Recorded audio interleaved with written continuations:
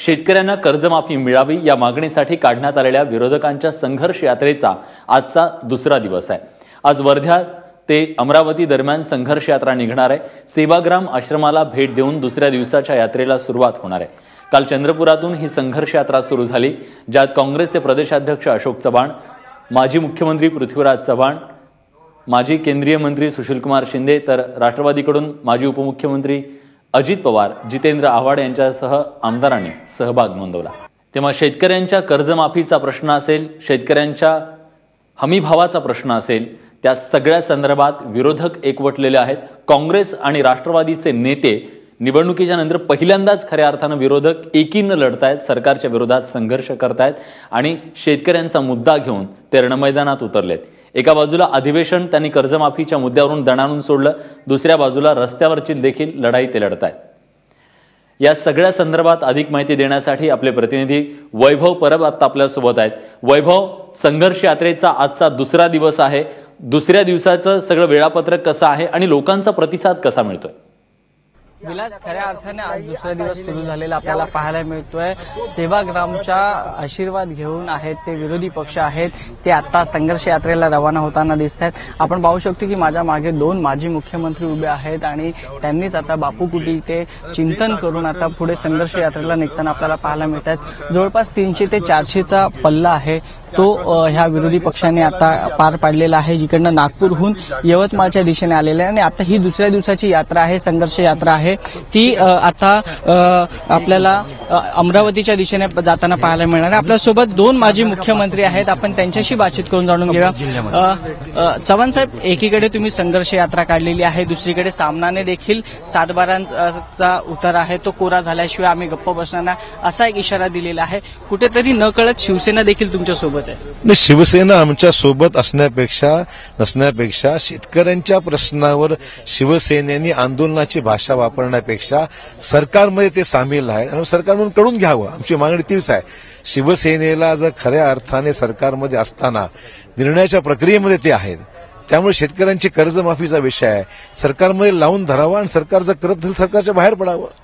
दुसरीकडे अहमदनगरची जर घटना बघितली तर शेतकऱ्यांनी आता संपावर जाण्याचा इशारा दिलेला आहे, तर ह्या घटनेकडे राज्यामध्ये आणि देशामध्ये परिस्थिती स्फोटक आहे आणि म्हणूनच संघर्ष करण्याची वेळ आलेली आहे। राजकीय पक्षाचे नेते आणि प्रतिनिधी या नात्याने काँग्रेसची भूमिका ही नेहमीच राहिलेली आहे की गोरगरीब माणसं असो, शेतकरी असो, त्या सर्वांच्या प्रश्नाला वाचा फोडण्याची ही वेळ आहे। कारण की खूप 2.5-3 वर्षापासून संयमाने आम्ही सर्वांनी हा प्रश्न लावून धरला, सभागृहामध्ये, सभागृहाच्या बाहेर, मोर्चाच्या माध्यमातून सरकारशी चर्चा करून, पण सरकार या बाबतीमध्ये टोलवाटोलवी करत आहे, निर्णय घेत नाहीये आणि म्हणून आज नाईलाजाने ही संघर्ष यात्रेचा हा पाऊल आम्हाला अवलंबून याच्यासाठी करावा लागत आहे। शेतकरी ज्या अर्थाने कुठल्याच पक्षाचे नाहीत, पण त्यांनी आता संप पुकारल्याची जी घटना आहे, ज्यावेळेस महात्मा गांधीने सुद्धा चले जाऊची जी मुवमेंट सुरू केली होती, स्वदेशी मुवमेंट ज्यावेळेस सुरू केली होती, त्यावेळेस सुद्धा अनेक लोक या सहभागी झाले होते। तर शेतकरी स्वयंस्फूर्त आता या सगळ्या याच्यामध्ये सहभागी झालेले आहेत। त्यांनी जो संप पुकारला त्याचा त्यांना संपाला आमचा पूर्ण पाठिंबा आहे आणि हा संघर्ष आता हा असाच चालू राहणार, जोपर्यंत सरकार हा निर्णय घेत नाहीये तोपर्यंत आमचा संघर्ष हा सुरू राहणार आहे। खरं तर काँग्रेसचे प्रदेशाध्यक्ष म्हणून उपस्थिती लावलेली आहे, पण दुसरीकडे राष्ट्रवादी काँग्रेसचे प्रदेशाध्यक्ष आहेत, नारायण राणेंसारखे नेते नाही, धनंजय मुंडे देखील। एक लक्षात ठेवा की विधान परिषद सध्या सुरू आहे, त्यामुळे विधान परिषद आम्ही सुरू ठेवली, विधानसभेच्या लोकांचा बहिष्कार आम्ही टाकलेला आहे। कारण यासाठी बहिष्कार टाकलाय की 19 आमदारांचं निलंबन, शेतकऱ्यांच्या प्रश्नावर आवाज उठवत असताना त्यांची गळचेपी करण्याचा प्रयत्न जो झाला, त्यामुळे तिथे निषेधार्ह म्हणून आम्ही बाहेर पडून हा आवाज आता जनतेच्या दरबारात आम्ही उचललेला आहे। पण त्याच वेळेस सरकारने वाटेल तसे निर्णय घेता कामा नये म्हणून विधान परिषद सुरू आहे आणि ज्यांचा उल्लेख आपण मगाशी केला ते सर्व विधान परिषदेचे सदस्य असल्याने ते येऊ शकलेले नाहीत। नक्कीच आपण पाहिलं विलास की काल ह्या संपूर्ण संघर्ष यात्रेत अनेक चेहरे आहेत ते जवळ आलेले पाहायला मिळाले, त्यातलेच 2 चेहरे आपण म्हणावे लागेल, पृथ्वीराज चव्हाण आणि अजित पवार, 2 असे चेहरे आहेत, 2 वेगवेगळ्या पक्षातले आहेत, आघाडी पक्षातले आहेत, पण काल दोघांनीही एकत्र प्रवास करताना आपल्याला पाहायला मिळालं। आपण सोबत पृथ्वीराज चव्हाण, आपण त्यांच्याशी बातचीत करून जाणून घेऊया। बाबा, खरं तर काल एक महाराष्ट्राने वेगळं चित्र पाहिलं, तुम्ही आणि अजित पवार एकत्र बसलेले पाहायला मिळालं, तर काय चर्चा नेमकी झाली? असं काही नाही की आम्ही विधिमंडळामध्ये काम करताना एकत्रपणे निर्णय घेतो, आम्ही बसून सर्व एक प्रभावी विरोधी पक्ष म्हणून काम करण्याचा प्रयत्न करतोय, त्याचाच हा एक भाग आहे। आणि आम्ही निर्णय घेतलाय की ज्या प्रकारे आमच्या काही 19 सदस्यांचं निलंबन केलेलं आहे, आमचा आवाज बंद करायचा प्रयत्न केलेला आहे आणि त्यामुळं आता थेट जनतेकडे जाऊन, थेट शेतकऱ्यांच्याकडे जाऊन त्यांची गाऱ्हाणी ऐकून आम्ही त्यांच्या सोबत आहोत हे सांगण्याचा प्रयत्न आहे. महाराष्ट्रातल्या शेतकऱ्याला जागृत करायचा प्रयत्न आहे. महाराष्ट्राच्या शेतकऱ्यांना आता सरकारला जाब विचारण्याची गरज आहे हे आम्हाला सांगायचं आहे.